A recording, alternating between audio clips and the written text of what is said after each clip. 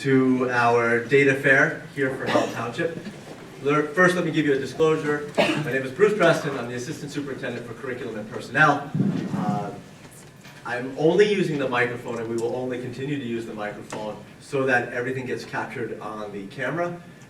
We intend to take this panel discussion that we're going to have here and post that up to the website, so those that are not in attendance tonight will be able to hear the information that you're able to be a part of here. And we appreciate you coming out tonight and being a part of it firsthand.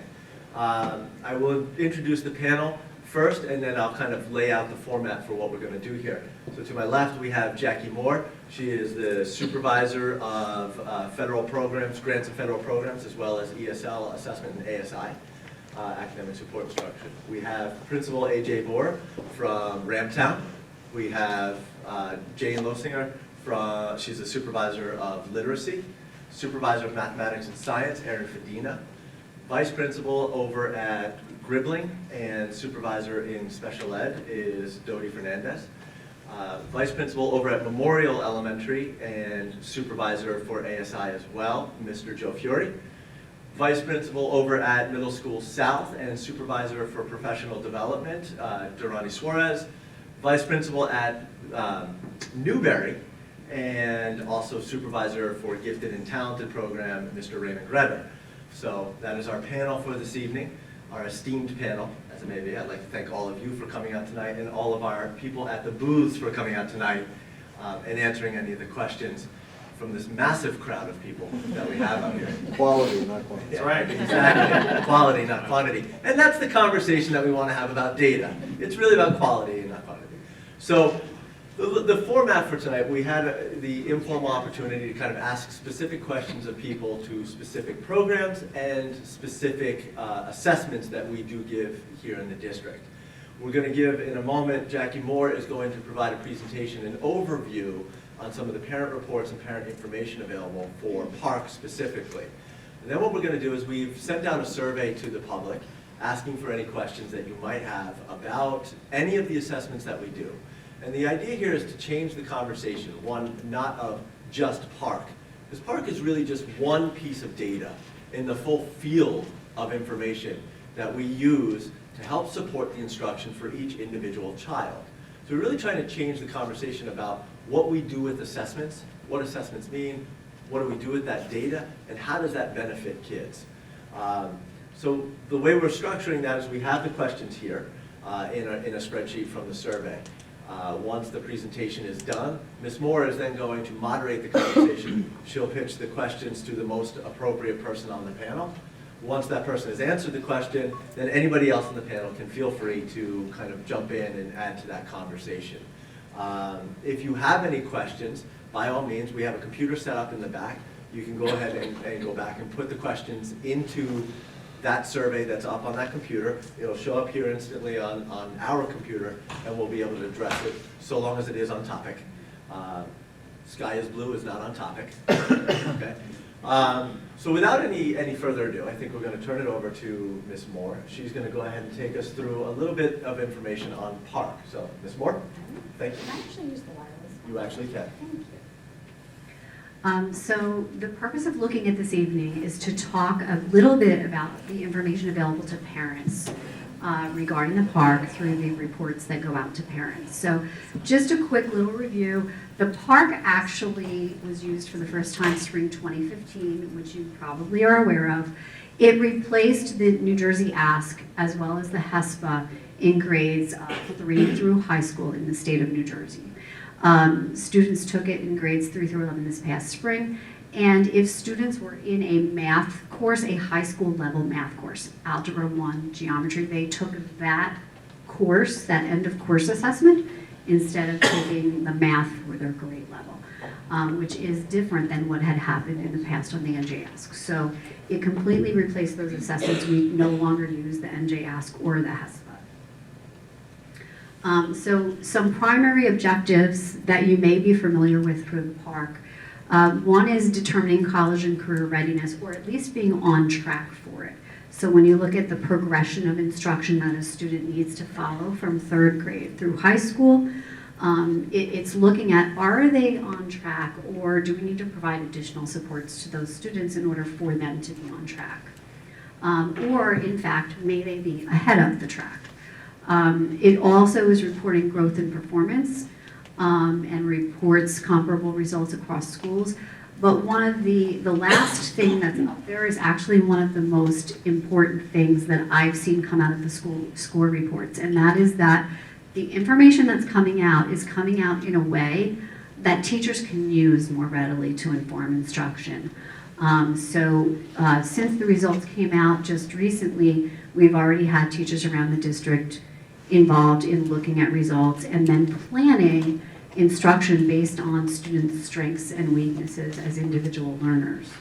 That's not something we're able to do with this kind of detail with the NJASC or even the EWT or the GEPA, if you remember that far back. So these are some of the tools that are available that haven't been available in the past. So, there's released items where we get to see 1/3 of the test items every year, which is not something we've had in the past with the NJASC. And we're actually able to see a percentage of live responses from students where a teacher can actually go in and look at an item and see how a student responded to get an item analysis and truly identify where was the learning strength or the learning gap. Those are not things that were present in other state assessments previous to this. So it's something very promising that we as educators are really, enjoying the benefits of this, and our teachers have been having discussions around this type of information. So the school report that goes home to parents reports performance in English language arts and mathematics, and that would include a specific end of course assessment like Algebra 1 or Geometry based on 5 performance levels. So in New Jersey has adopted, along with the other PARCC states, that level 4 and 5 are the goals that all students want to achieve on the assessment each grade level. And if they're achieving a 4 or a 5, then they're considered to be on target for meeting the Common Core standards as they move on. Now the goal in New Jersey is that all students are successfully completing Algebra 1 as a minimum, and that's considered to be a really strong indicator of their success, not only in college, but also in careers if they go directly into a career field. So I'm going to be showing you a little bit later a video, but if you look at the web address on the bottom, understandthescore.org, this is another thing that I will say has been done very well, is supporting parents in understanding the information that's available to them about an assessment, and then guiding parents on what to do with the information once they have it. Because I think in the past, parents have kind of been wondering, gee, okay, great, so I got this score on the NJASC, but I now don't know what to do with my child. So that's something that there are a lot of supports available with this assessment that weren't available before. So if you write down that web address, I really encourage you to look at it, and the video that we're going to see at the end of this presentation is from that website. So some additional information about how to help your child is also available on understandthecore.org. And there are even little tutorials that you can go through as a parent that will guide you step by step of, okay, how do I think through this score report and decide what it is that I want to work on with my child. And teachers are doing that same kind of analysis, but on a much deeper level, because they're going down to specific sub-areas within contents and looking at item analysis to determine what they're going to provide instruction on.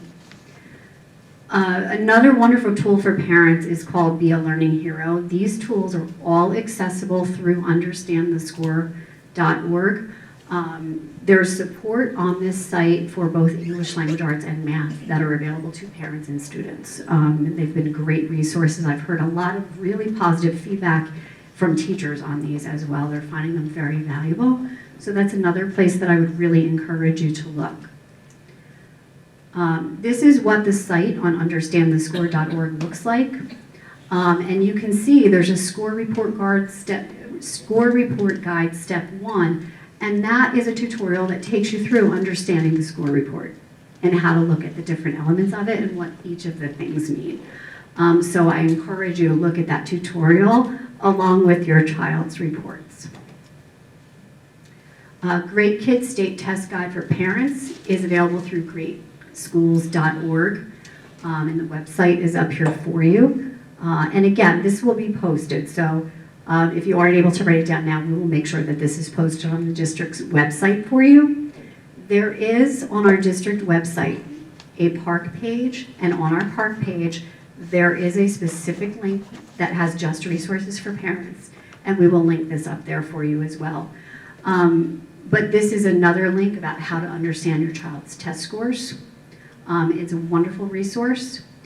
Skill Builder is on bealearninghero.org, which I had mentioned to you earlier. There are actual activities that your children can do on Skill Builder to work on any weaknesses that may have been identified on an assessment, or even to strengthen where they currently are, because everybody's at a current level and we always want them to improve based on where they're at. So Skill Builder is a phenomenal resource that parents can use with their children at home.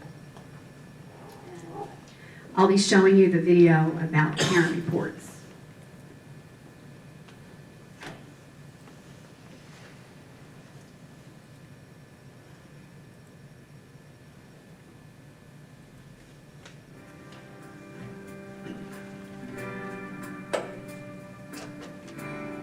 Soon you're going to receive reports showing how your child scored on the new state tests in English, language arts, and mathematics. The results for your child and your school probably look different than previous state tests because the tests are different.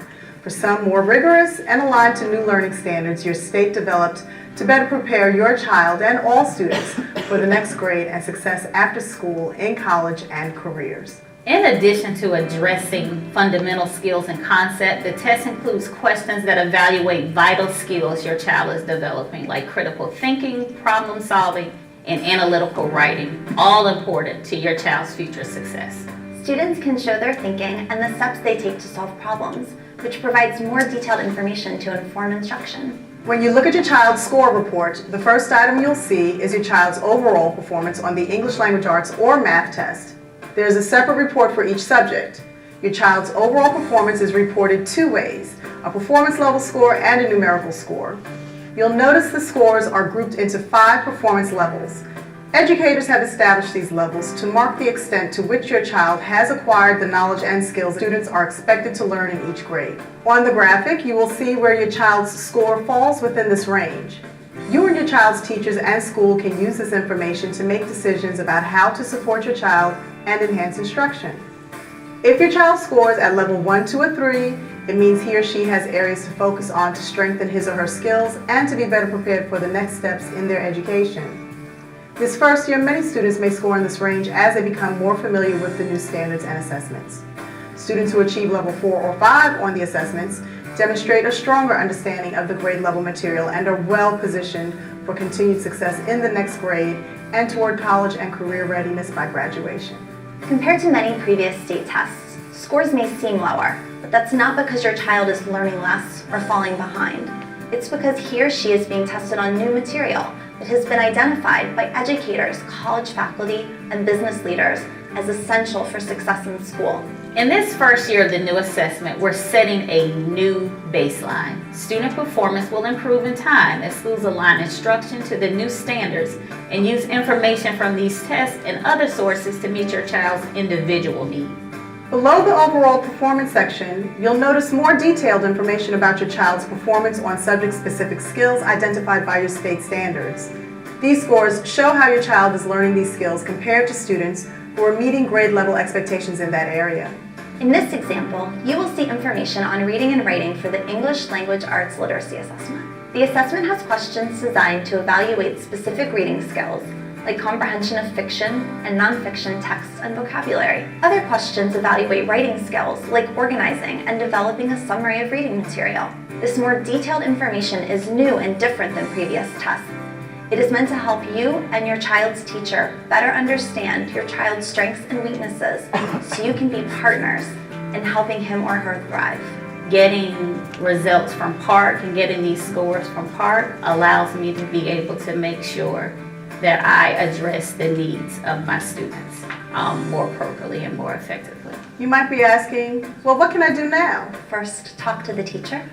The teacher will have a ton of information, will give parents ideas of ways to help their student if they're falling a little bit behind, or ways to continue to grow a particular skill.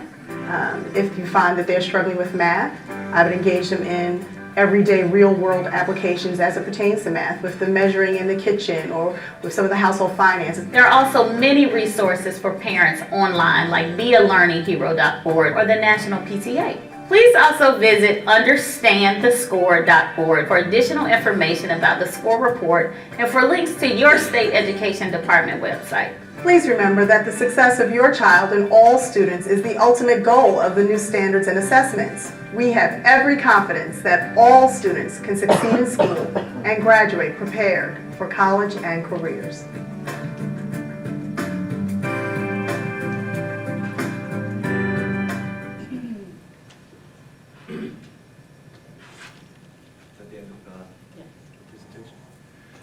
So that's the end of the presentation around the information that PARCC has available or makes available to the parents. Certainly if there are more questions about what is available to parents, what are parents' options in terms of supporting their children in partnership with the schools, I would encourage those parents to bring those questions to the parents, bring those questions to administrators and supervisors.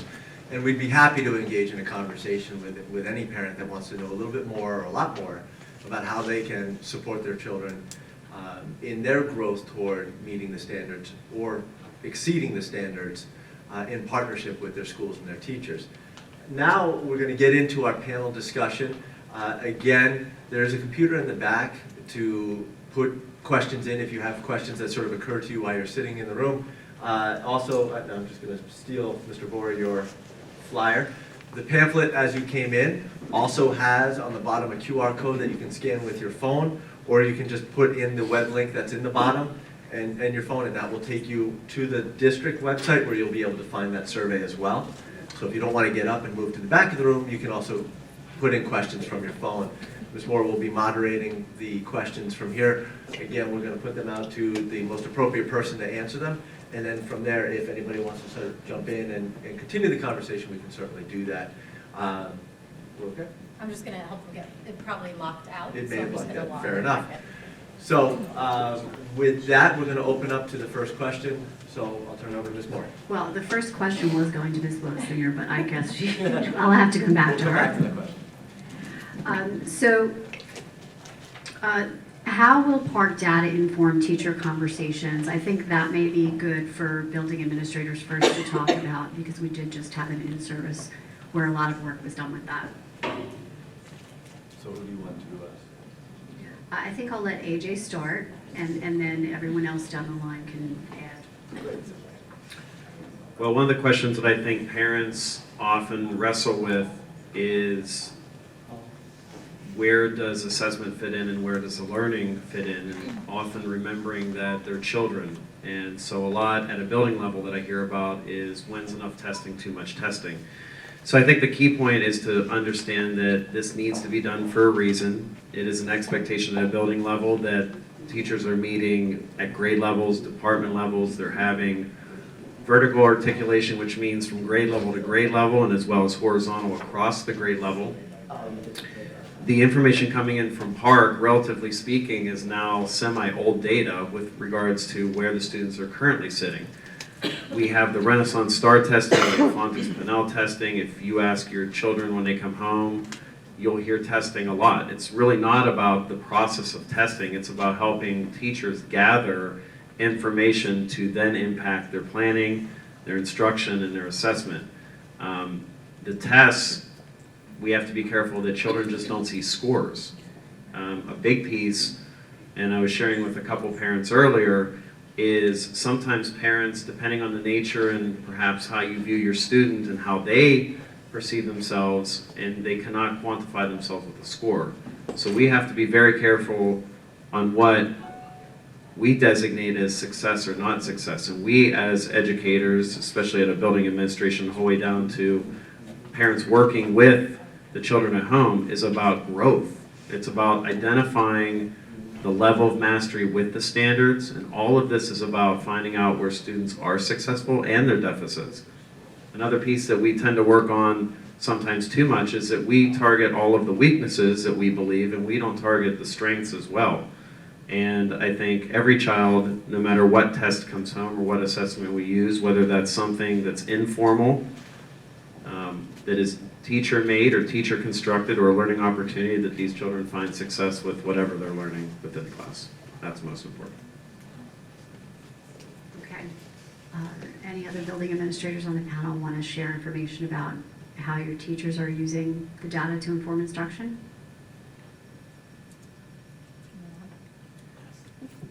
Hello?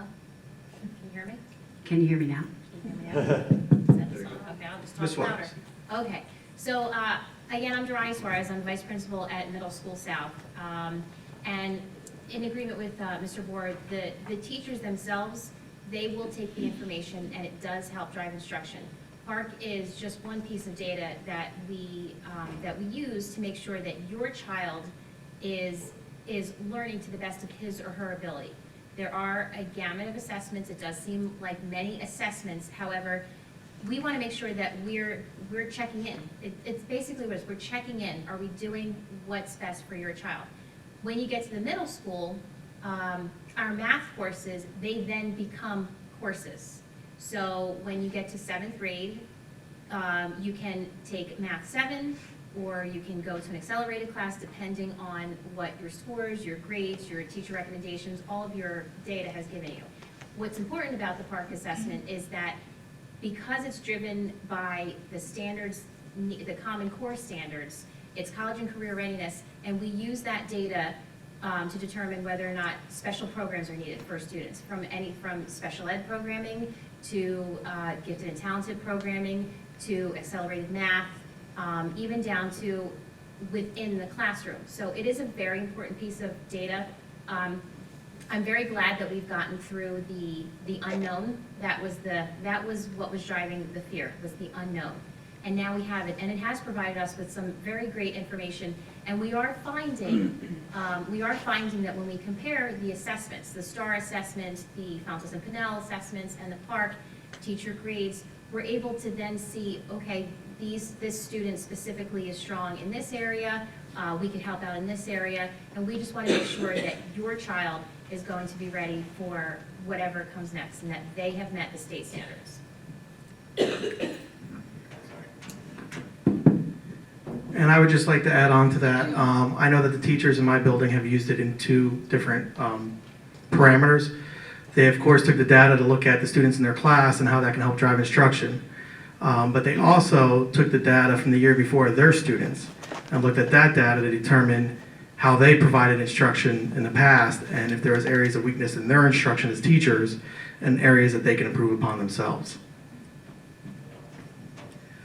Again, I'm a vice principal in one of our K2 buildings, so in our particular situation, we are not specifically looking at student scores for the PARCC. We're using a variety of assessments to really look at what the children's reading levels are, and to be able to really look at individual skill sets so that we can set goals for all of our students to be able to ensure that all of the students are growing at their own rate, at the correct developmental level, and to ensure that the students are making growth based upon where we receive them, because many of the students that we get in kindergarten, they are all coming in, a variety of different backgrounds, with much different developmental levels. So when we get information on our students, it helps us take those children to the next steps. We look at something which is called a ZPD, a zone of proximal development, to be able to see where that child is right now in time and space, and then how to allow them to grow appropriately to the next steps. We want to make sure that all of the children are able to read at their own rate and be able to have literacy skills that are going to be appropriate for each of them as individuals. So most of the information that we're looking at is coming from the STAR assessments and the Fontes and Pinnell benchmarks to look at where those students are right now and then how we can move them forward. The STAR assessments have been very valuable to our staff because it does identify specific goals for each student and groups of students so that the teachers can plan their instruction based on the information that they have from those assessments. So in the K-2 buildings, we found this very valuable so that we can really allow the students to grow at their own rates rather than moving everyone across curriculums at the same time when we know that that's not necessarily the most developmentally appropriate way to instruct our children.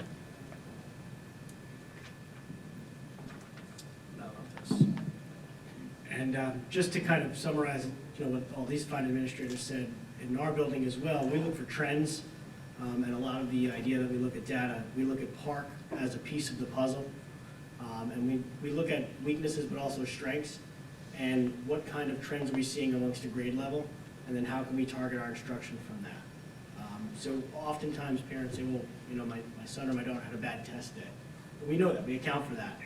They might have had a bad day on the PARCC.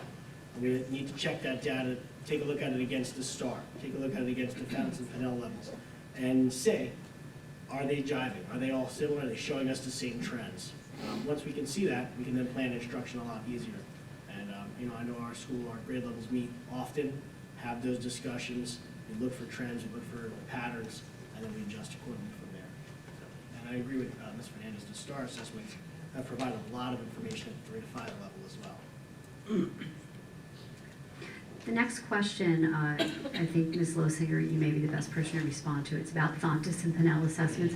Can you explain a little bit about the assessment and how a parent can get more information about the score? There's a couple of questions about this. And if they feel that the score doesn't really reflect their child's reading level, what should they do? Sure. So the Fontes and Pinnell benchmarking assessment is a standardized assessment that we currently use for all students in grades kindergarten through 5th grade. Some middle school students are also monitored using the Fontes and Pinnell benchmarking assessment.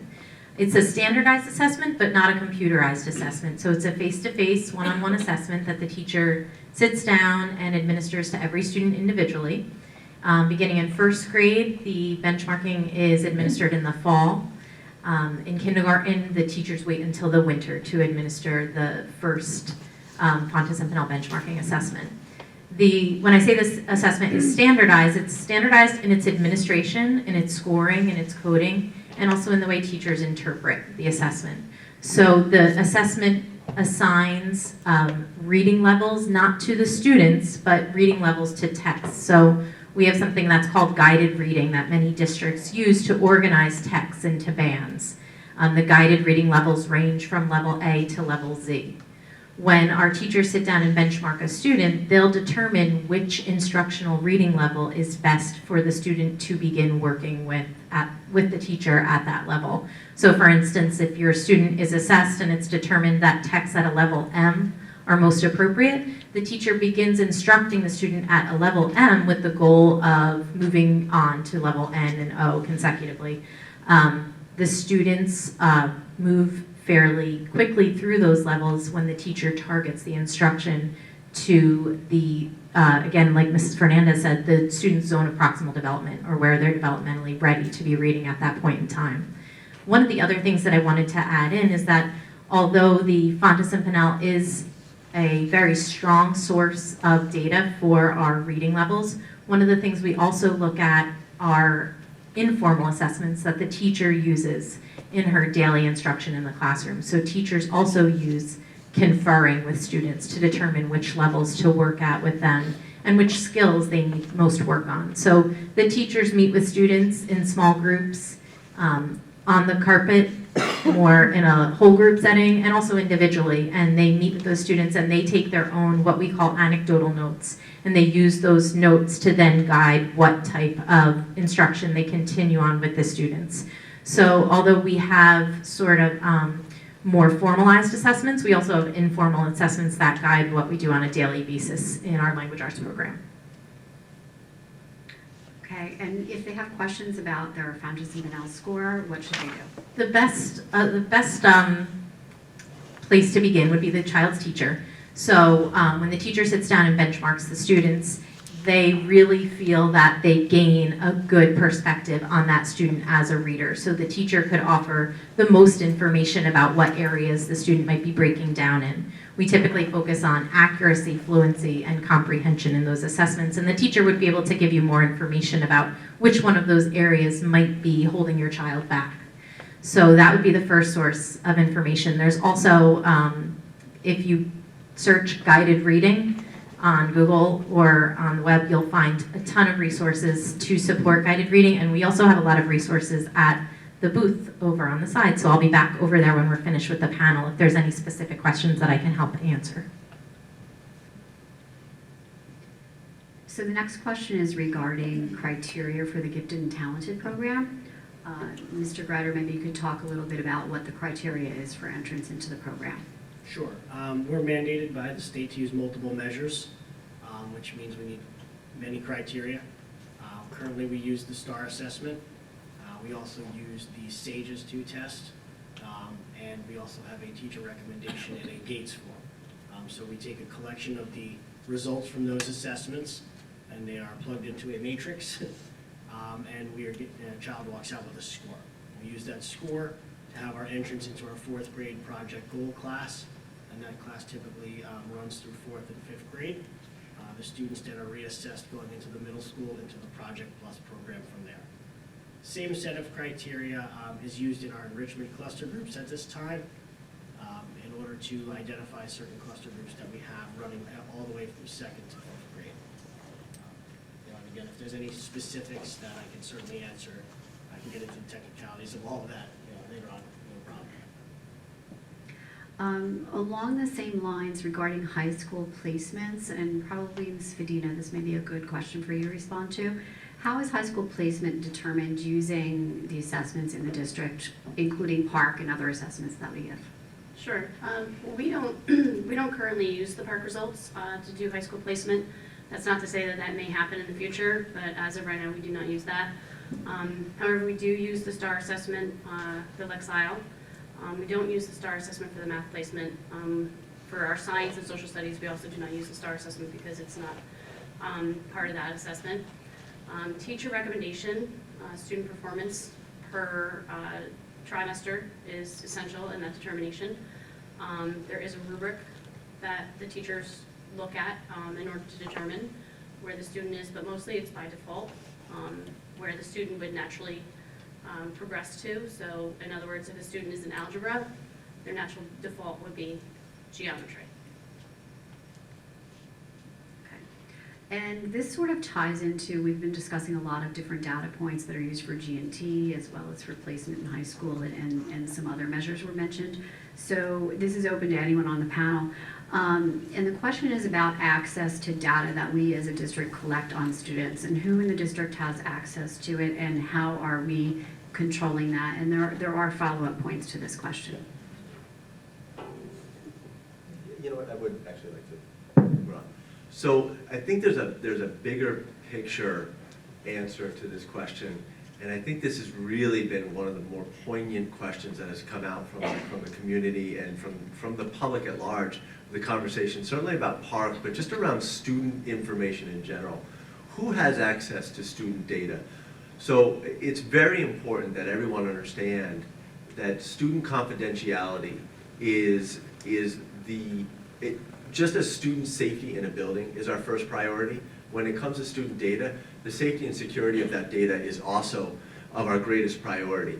Any vendor that we have, so again, as Ms. Losinger had said, Fountas and Pinnell is an assessment that's done face-to-face. Those are pieces, it's recorded on paper and maintained by us. We may put it into our data system, but that's in-house. Star Renaissance is a vendor. They built the software, provide us with that software and that access to the web-based programs.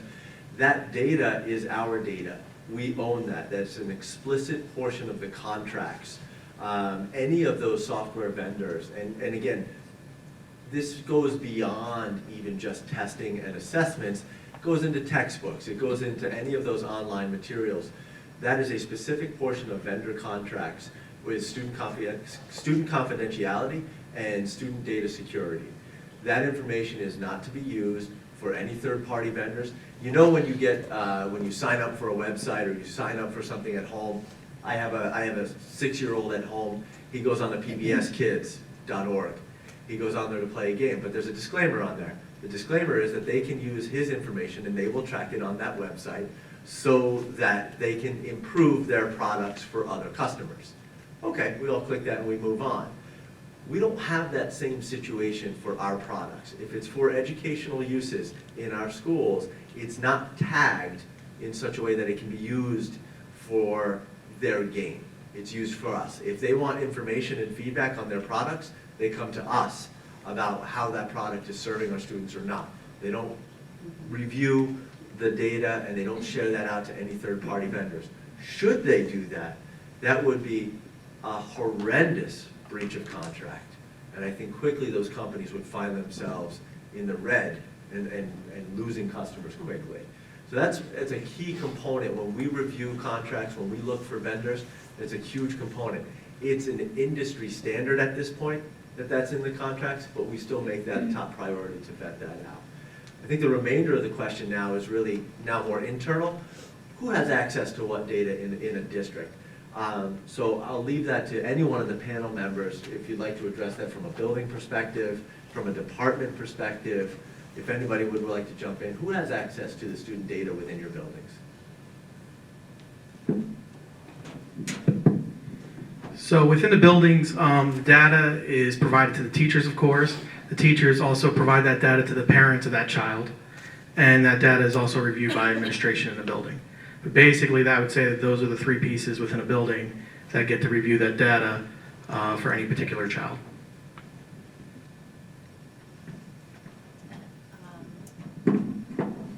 So that it is very clear, teacher A in whatever grade level, let's say grade level 5, does not have access to the students in a different class. They have access to their students at that time. Building administrators have access to all the students within the building, but within that building only. So if I needed to know, for whatever reason, a student who is at Middle School North or who happens to be at Newberry or whatever, I would have to contact that administrator. So it is very specific. I could not just research any child within the district because there's no need to. If there is a need, we all work together, all the administration, to say, hey, this is what's going on, can I gather this information? So your child's information is in the hands of only those who need it, nobody else. I couldn't, if my children are in the district, I could not access their information any differently just as a mother. It's not out there for everybody to look at. You know, one other piece in this conversation is then how do we maybe look at patterns? So within a classroom or within a grade level. So within a classroom, as Ms. Suarez had just said, the teachers are really looking at student performance so that they can dive in, they can take a sort of temperature check and progress monitor along the way to see how students are doing and adjust instruction for those children or that child as is best for them. Teams might sit down and start to look at patterns of data, not necessarily names attached to data, but patterns within the data to help inform both our programs, our instruction, our curriculum, and how we're delivering or offering that curriculum. But there's also the opportunity then to look at both, providing data and looking at patterns for remediation and enrichment opportunities. So we would do intervention on both of those ends, intervening for students using that information, that data, to intervene to both support students who are over-challenged and those most in need of challenge.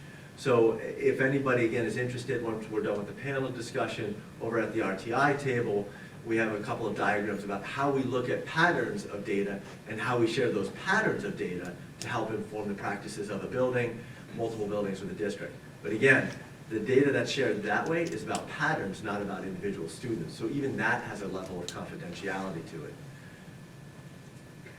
And the only thing I'll add to that, because there are 2 follow-up items within the same question for the person that entered this, and I just, as a fellow parent, I want to make sure to address this to give reassurance, because since I'm moderating, I kind of feel like I'm responsible to represent all of you, and so you get this question asked and answered. But there's a question about, can parents find out what vendors, corporations, or people independent of the district have access to the data, and are parents notified when someone else is looking up their child's data? And I'm the district testing coordinator in the district, so I deal with a lot of state assessment, and I think this is the origin of the question, and I understand why the question is being asked, so I want to make sure that I respond to this. When the PARCC was being instituted last spring, one of the fears that became, talked about in the public was that the results were being sold to third parties. And I'm sure you've all got put on mailing lists. You call up, you buy something from somebody, and they ship it to you, and you get put on a mailing list, and the junk mail never stops from that point on, right? They've got your name and they've got your number, or if you bought and sold your house, you're going to get offers in the mail for the next 3 years because it was public information. So none of the data that is being collected is being sold or marketed to any third parties, and I want to make sure that our parents know that those same questions and concerns were asked by administrators and educators across the state, because we wanted those same assurances too. So I just wanted to make sure and respond to that and give that reassurance, because if there was concern enough to ask the question, I want to make sure that as parents you have that reassurance. So the next question is, are we using tests that only identify students who are below or above standard? So in other words, the question is really talking about, is it only targeting kids that are below a particular level or above a certain level? And if so, that's not really helping those children that aren't in those far ends of what we would think of maybe as a bell curve. So maybe anyone on the panel, could respond to that and explain a little more. Okay, so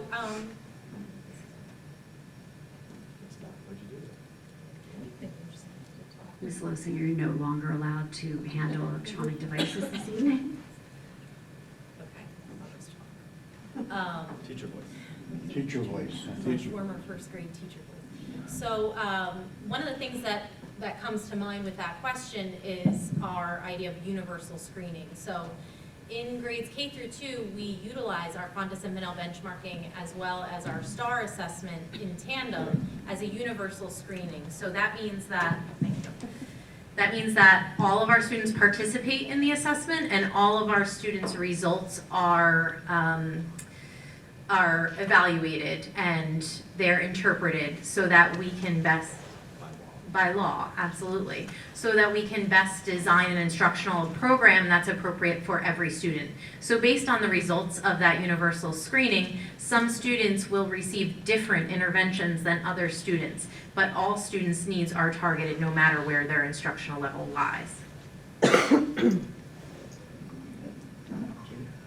I also think that what has been very valuable from some of the information that we're getting from the assessments is that it is really allowing us to hone in on specific strengths and deficits of individual students so that we can target areas of strength and move students forward and excel students in particular areas, because it identifies what specific skill sets are their areas of strength, and then maybe what gaps that there may be in certain instructional areas, so that we can target those and continue to make progress in those areas of deficit for particular students as well. So it's not really kind of where they fall within a line, if they're above or below the line. It's a matter of overall, globally, where their skills fall so that we can really move instruction in the right direction for each student and for groups of students appropriately. So the next item is, oh, I'm sorry, That's Mr. okay. Moore. Just It's okay. nudge me Yeah, next so- time. I just want to reiterate, sitting here as a father, as an educator, teacher, principal, just so that the audience realizes that everyone sitting up here realizes that students aren't numbers, okay? They're children. And the big piece while we talk about data is we owe it to your children. That's why we're here, it's what we do, to provide the best planning and instruction and assessment. So while students and numbers matter, just like they matter in football and they matter in baseball and they matter in life and they matter in being able to provide for your family, we use numbers. But that's numbers for guidance to help us provide for the student. And what I think it's important, just to reiterate the fact, is that we talk a lot about data and numbers. The problem arises is when that child associates himself or herself with a number. And sometimes you're the high number, sometimes you're the low number. So all of us sitting here have been one number or another, and it's our job to make sure that it's about the learning, the planning, developing strategy groups, helping them grow and perform. Everybody's not going to run the same mile, everybody's not going to jump the same height. That's okay, it's about progress and it's about growth. If you as parents sit there and you don't understand the baseline of where you're starting, then you're really not going to understand where to celebrate or where to grow concerns with your child. Because whether you have one child, 2 children, 3 children, it doesn't really matter. We as parents look at them similarly, but we also realize they're different. And it's important that whether there are 24 children in a class or 20 or 6, it's individualized and every student matters individually. So when you talk with neighbors and friends about numbers and what do these test scores mean, always try and be cognizant that it matters about how you see your child and how they're performing. And I just want to, so we're here about children, it's not about numbers. So always keep that in mind, that's just important to me. So the next question is talking about, and this is really a clarification from some of the discussion that occurred a little earlier, but I think we need some clarification on if teachers are only able to access their current students, how do they look back at previous student performance? And that comment was made earlier when we were responding. So can any of the building administrators maybe clarify that a little bit? So the data that we receive as building administrators, we are then able to distribute it to our teachers. So like I stated before, when we received that information, we provided our teachers with spreadsheets so that they could review the data for the children in their class at that time so that they can drill down into instruction. But we also provided them that data with their students that they had the previous year.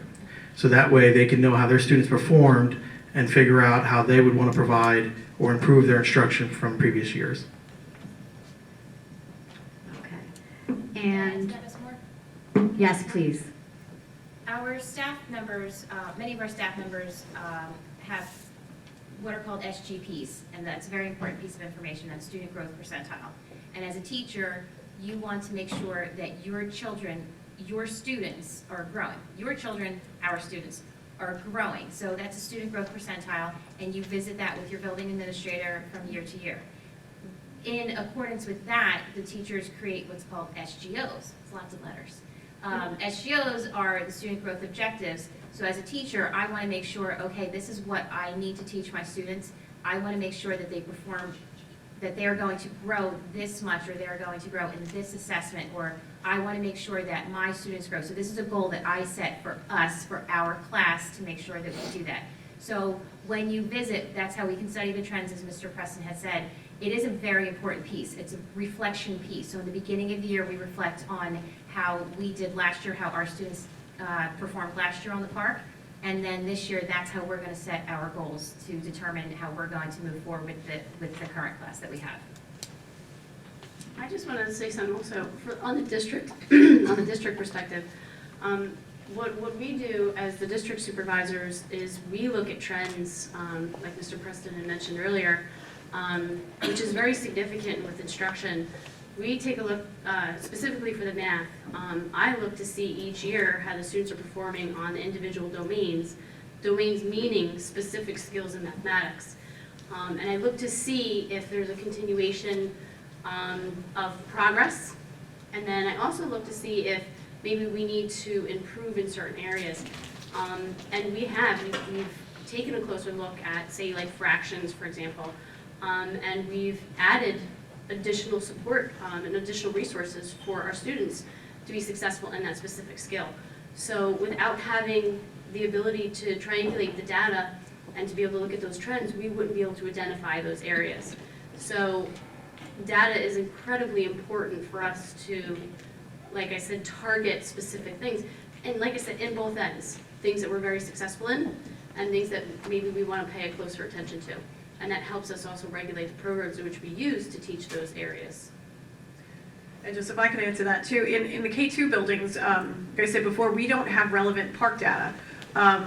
Our students don't take the PARCC in a K2 building. However, it was important for our staff to really look at those trends to try to determine what things that they are instilling in the children in the K2 building to see where we need to, what we're doing right, what we can continue to do to help support our students because we want to get them ready for 3rd grade. And then the things that maybe we need to work a little bit harder on, those skills that maybe they were not able to do well. And common trends that we were able to identify with our students were that we needed to work a little bit harder on point of view. So that information that was coming from us from the upper grades was valuable for the teachers because they could then look at it in comparison to the STAR assessments and take a look, does that sync? Is it the same common thread that we're seeing there? And in the reverse, the teachers were able to celebrate that, by providing students with instruction on text evidence, that they were doing a good job in that area and that what they were currently doing was working so that they were going to continue those trends in the classroom. So it was extremely valuable for the teachers to see what they were doing right overall as a common theme, obviously not speaking to individual students, but as a common theme, what areas our instruction was definitely making an impact in and other areas in which we needed to support a little bit better. So I just want to jump in for a minute and acknowledge the time we had scheduled tonight to go until about 8 o'clock. However, so there's some really rich questions that have been coming in and we want to address those. So I see a couple people who are typing and either you're texting your neighbor or you're asking questions online, which is great. We want to try to address those. We're going to capture those on video. We're going to put those up on the website, but we do understand, you're not rude if you have to leave. We understand that we are over time at this point, but we do want to address the questions. Another piece, though, as I'm listening to my colleagues up here talk, and certainly about the way Mr. Bora keeps talking about the kids, and that's what it's about. So I want to delineate a little bit about what testing and assessment really are. When we talk about testing, we talk about assessment, we use them interchangeably. However, testing is one type of assessment. Assessment is the umbrella conversation, the umbrella term for the ways or the methods that we use to gather data. And data can be anything in the classroom. When a teacher is with your children, their eyes are open and they are collecting data. How a child responds. If they come in and they're kind of slump-shouldered a little bit that day, that's data. It's an eyesight data. It's a way that we check in to see how are kids doing. So it's not just sitting down and taking a test that gives us good assessment data, but it's just us collecting information about how students are at any given moment to any given next moment and seeing the growth between that and what we can do to help that. The other piece that's really important to note, the assessments, the tests that we are talking about now are not like the ones that we experienced when we were in the classrooms. I'm sure many of us took the HSPTs or we took the California Proficiency Assessments or the Iowas, the Terra Novas, and we sat and we bubbled in for hours. And right up into New Jersey Ask, we did the same thing. But the tests are different now. One of the reasons we went with the STAR Renaissance assessment was because we could get we had more valid questions, therefore more valid data in a shorter amount of time. Because they are tiny humans that are sitting there taking the test. We don't want them grueling over grid-ins and doing Christmas trees when they're getting tired. we want, or any other picture for that matter that they might do on a Scantron sheet. So we do the assessments, and it's a part of the regular classroom. You know, I leaned over for a moment, I was talking with Ms. Losinger. In our language arts program, we talk extensively about conferring, and when a teacher is conferring with a student. So they're having a conversation about what the child read, will read, how they're reading it, what they're doing to understand it better. And while that teacher is having a very structured, very strategic dialogue, it seems so informal and casual to watch.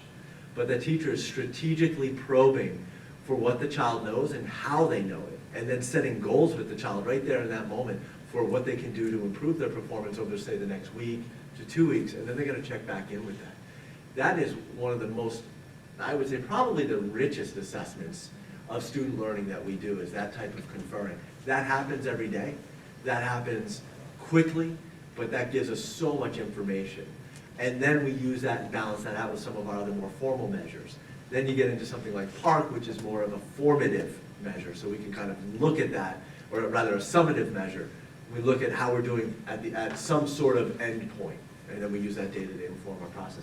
But it is about the tiny human beings that are sitting in that classroom, and how we can make sure that we nurture them. It's not an assessment or a test like we knew it. It's a different type of test, and it's much more natural to the classroom process than it ever was before. And I think that's an important distinction to make. Mr. Preston, maybe you can add to that a little bit. There's two questions. One is talking about refusals, and you mentioned the PARCC. And the other is talking about some of the social media language that's out there that has kind of made a negative conversation around assessment. So can you talk a little bit about the district's, how the district is addressing refusals, and as well as how parents can talk with their children about some of the negative talk that's out there about assessments? I'll do my best. So as far as refusals go, you know, it is in state code and state regulations that children have to take our assessments.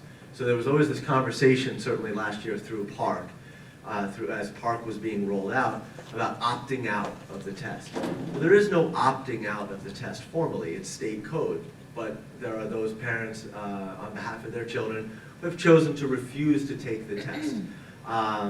It is our district's belief and policy, I shouldn't say policy, procedure, we're not chaining kids to desks, okay?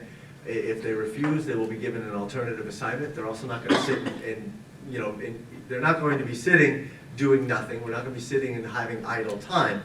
The time will be spent productively and engaged in other experiences. That's the PARCC assessment. Now, it's interesting as the PARCC unfolded, right? If we go back, and some of you may have kids who are a little bit older who took New Jersey Ask, and had students in the district from the changeover from before New Jersey Ask was the GEPA. And some of you may remember your children taking GEPA and then going to New Jersey Ask. You didn't have any information on that. It just happened. We didn't have much information on that. It just happened.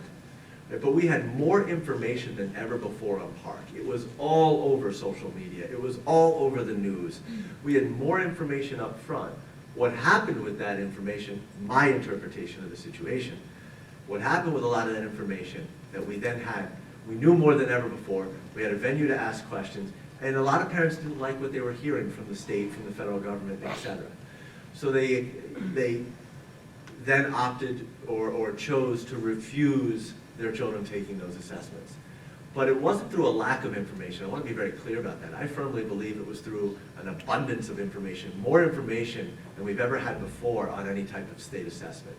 You saw the reports in the beginning. That's the tip of the iceberg for what we have as a district to begin analyzing data, or what we will continue to have as they make it more available to us and finish some of their, what we would call cycle 2 reports. As we have more of that data, it allows us to round out the circle, to flesh out a little bit more about how students are performing and what we can do to meet their needs. Not having that data creates a blind spot, right? So just like driving, there's a blind spot in the car.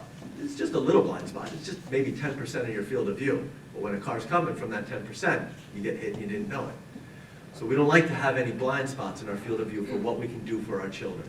So we encourage everyone to take the test It's a good experience for children to go through. They will continue to take tests as they get older. They'll take the AP exams, ACT exams, SAT exams, college entrance exams, international baccalaureate exams.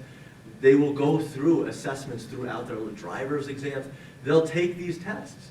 So having one more experience to be better, one, on a very extremely superficial level, to be a better test taker is valid. But now, to have that type of data that we have, that we've never had before, that's important to us. And it's important to the success of your children. I think in terms of the social media, because again, that's where a lot of then the information took on new heights, it's so important that we make sure that we don't just take the information on social media at face value.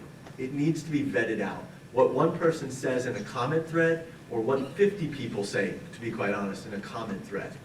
You know, we're a community of almost 6,000 students, and you think of all the family members that go and support that student. That's a lot of people on social media. What 50, 60, 70, what 100 people could say could be wildly inaccurate, and the telephone game takes on a new life. So we need to make sure that we're vetting out facts, that we're going to the source for the information. You see how passionate we are about this topic, and we're passionate about this topic because it's about your kids, and if it's not good enough for our kids, it's not good enough for yours. And I think everybody up here would agree with that, and all the administrators who couldn't be here tonight would agree with that. So we're willing to have that conversation at any point. We want you to have the facts. So that's an honest answer in terms of get the facts, make sure that you have the right information. Be wary, be concerned, vet out websites that have a bias, that have an agenda. Look for the facts, go to the source, and then make your decisions from there. An important distinction with Star Renaissance. Star Renaissance is embedded into our curriculum. That is not an option. There is no opt-out. There is no refusal. We use that information on a regular basis. We have testing windows that we use, but then we also use that test throughout the year in smaller methods and smaller strategies to just take a temperature of where the student's at. So that, as part of the curriculum, is not an option. Students go through that experience, but again, it's such a different experience than what we would associate with formalized testing. There's a question about teacher evaluation, and in what ways are teachers being assessed by student scores both positively and negatively? So, Mr. Preston, not to put you on the spot, but I think you may be the best person to start that off. So, that is a hot topic. And I actually just left the state committee, and part of our conversation was about that. From federal mandates, and I won't go into all the policies and regulations, but know that it doesn't start just in our district, it's not just at the state, it's a federal mandate, it's a national conversation. So Ms. Suarez had mentioned student growth percentile before, SGPs. That is part of our new state regulations and code. So there's a certain percentage of a teacher's overall evaluation if they are grades 4 through 12, English or mathematics, because those are the tested areas. A certain portion of their evaluation is weighted on students' growth from one year to the next year. And the state has those calibrations. They provide us with what that growth is within the classroom. So it's not about a pass-fail rate, it is about a growth rate. The state has, they had projected to increase those weights each year. They haven't, and in fact, they've kept those weights. I believe right now it's about 10% of the overall evaluation. There's also then the SGOs, the student growth objectives, which is teachers determine the method of measurement for that. All the teachers have one of those, as do other educational professionals. And then from there is then the actual teacher evaluation, the observations and evaluations that we do of the teachers throughout the year, that I do of the administration as well as the senior administration do. And then the composite scores of growth go into principal evaluations, vice principal evaluations, and we look at all of that. That's all part of the regulations. How is that good and how is that bad? Well, one, it is a good conversation to look at and have feedback about how students are growing in their performance relative to our work in the classroom and our work in supporting the classroom. How can that be bad? Well, let's be honest. We had a lot of mixed messages about PARCC. And it is a baseline year. We have a first year of data for that. and then we're gonna have a second year of data. Now that's where I can start to see growth. It gets a little confusing. We had New Jersey Ask, we used that data, and HESPA. Now we have PARCC, we're gonna use that data. So there's a switch. But even in that switch, every student, every teacher switched the same. One of the analogies that I heard around that same conversation, I think it was a pretty good one, is, you know, if we're in a championship basketball game, and we're all playing on a court, and then suddenly the rules change and we have to make that court bigger, but everybody has to go to the championship on a bigger court. So while the rules have changed, it's changed for everyone, so it creates the same growth pattern, right? So while the test is different, it's different for everyone. So we can still measure the relative growth between students or similar students. So, you know, I think what's really happened that's been positive is we've got a greater awareness of what is a good assessment, what is a good test, what is a good assessment question, and what we should or shouldn't be doing with that data for our tiny human beings, for our little students, right? And for our big students for that matter. That's been a good conversation. It's been a very good dialogue that's opened up around the state. It's been a very honest dialogue and allows us to really evaluate our programs. So I think there's been a lot more positive than negative. The issue is it's not just about accountability. That's been the conversation. It's the wrong rhetoric in my opinion, just my opinion, not as an official or an employee of Howell Township, but Bruce Preston, father and professional, I believe that accountability is the wrong conversation. It's about feedback. It's getting feedback on the work that we do to make decisions moving forward. Always feedback. So it's an important distinction. And that conversation shouldn't just stop with K-12. It should look at the universities as well, and where preparation for universities or teacher preparation programs and what they're doing. And I have to say the state is doing that. So I think there's been a lot of positive dialogue. So in terms of driving instruction, that phrase has been used a little bit, and there's a follow-up question as the conversations have been going on. Can you explain a little bit, Ms. Losinger, this is probably best started with you, in terms of driving instruction, is this done through focus groups, reading groups, and really we're talking about strategy grouping in the workshop model. So can you talk a little bit about how assessment drives and designs those strategy groups, and then Ms. Vedina, you can talk about in terms of how those models are used in math, and then if anybody else wants to add. Sure. Our teachers in reading typically group the students in two different ways. They group them into guided reading groups, which are groups of students who are reading at the same or similar level. They group in that way so that they can teach students specific skills that will help them grow to read text at the next level. The other and more frequent method of grouping we call strategy grouping or flexible grouping, and this is a very temporary form of a group that teachers might create based on assessments such as the STAR or assessments such as benchmarking, where they're looking at specific areas of need. So for example, I taught a lesson in a second grade this week where I was teaching the students how to monitor their own reading to be sure that they were understanding what they read. We noticed that there were 3 students who were reading through sentences where words were incorrect and they weren't stopping themselves.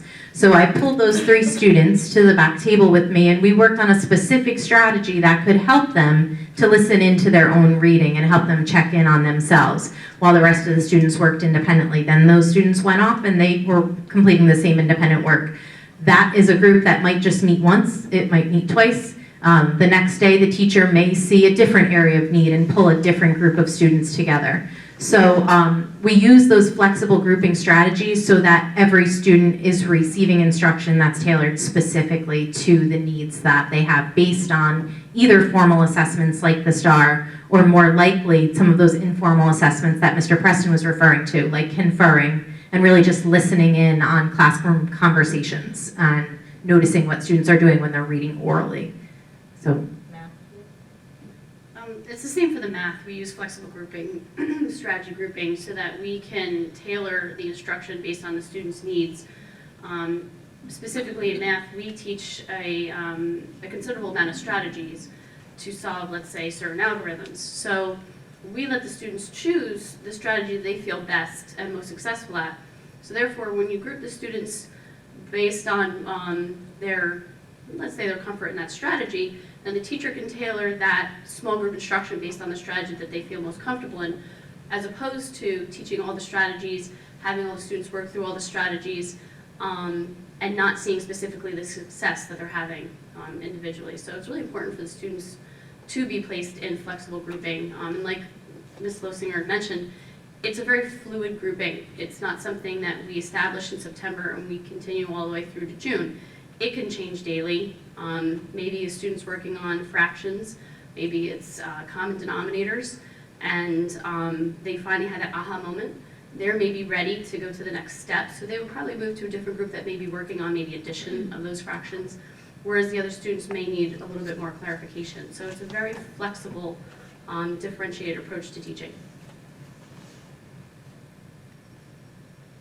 So, looking at the time, we're at about 8:30 here, so we're about 30 minutes past what we had said we were going to be. So I think what we're going to do now is kind of take some closing comments. We're going to leave I was just speaking with our moderator, with Ms. Moore. We're going to leave the survey open for a few days. If anybody has other questions, we leave here and we kind of think, oh, you know, there was this piece, or in a conversation that you've had with somebody, you want a follow-up question. We're going to leave that open. And then based on the responses that come in, we're going to kind of figure out what's an appropriate follow-up method here. Either we'll do an FAQ with this, or maybe we'll do a part 2 video that we'll put out as a follow-up to some of that. I am going to also be around for a little while. I'm not going to obligate my colleagues, but I'll be around for a little bit if anybody wants to ask any other further questions, or questions of a more confidential nature about your child. Is there any closing thoughts from the panel? Any closing thoughts about assessment data and how we use that to support our children in their learning?